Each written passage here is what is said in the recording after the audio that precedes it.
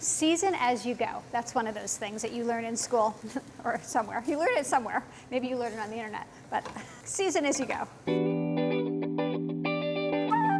Hi, I'm Melissa Clark, and I'm a food reporter for the New York Times, and we are here at the NYT Cooking Kitchen Studio to make orzo with spinach and feta. The inspiration behind this dish was the flavors of, like a spanakopita, the Greek flavors of spinach and feta cheese. It's also very similar to a Greek rice dish called spanakorizo, except that instead of rice, we're using orzo, because orzo is one of those pastas that just takes on flavor. I'm doing it all in one pan.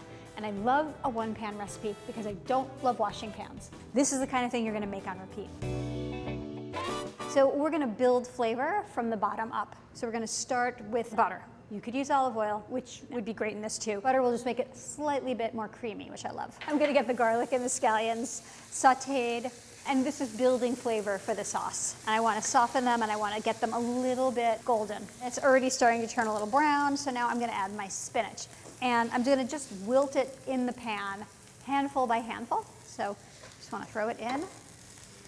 And then as it wilts, it's gonna make room, and then you add the next handful until it's all wilted. This looks like a lot of spinach, and it is a lot of spinach, so you don't need any extra vegetables. You've got it all right here. So I'm gonna add about a half teaspoon of salt right now, and then I'm gonna add more later. Okay, look, see, it's just melting right down. I used baby spinach here because it just really melts very easily. If you use mature spinach, it might take an extra minute or two because it's a little bit thicker. I'm gonna add some stock. You can use chicken stock, vegetable stock, any kind of stock. And I'm gonna let the stock come to a simmer before adding the orzo. Okay, see how it's starting to simmer around the edges? I'm gonna add the orzo, some lemon zest, which is great. It really gives a bright flavor, and I love lemon zest. And then another half teaspoon of salt. After it's well combined, I'm gonna cover it and let it just cook until the orzo's done, which takes anywhere from 10 to 15 minutes.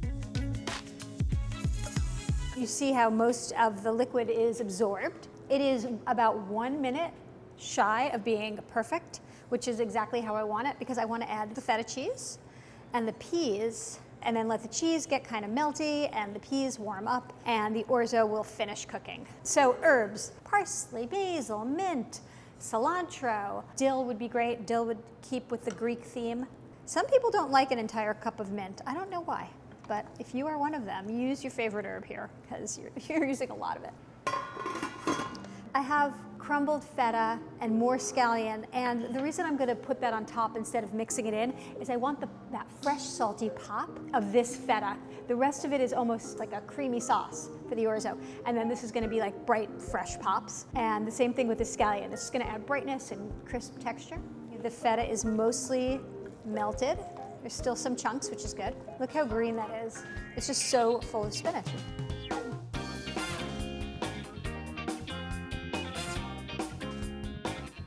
Fork or spoon, which is the best way to eat orzo. This sort of makes it seem like cozier.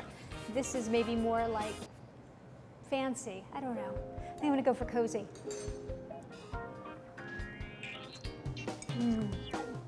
I talked a lot about the scallions, the garlic, the spinach, but I feel like I didn't pay enough attention to the peas when I was introducing this. The peas are so good. They add this little just burst of sweetness. And then you've got the feta, which is creamy and salty. It's just a really good dish. It's really easy, it's super satisfying, and you can eat it with a spoon or a fork. You can find this recipe and, about a gazillion others at nytcooking.com or click the link below. Below this.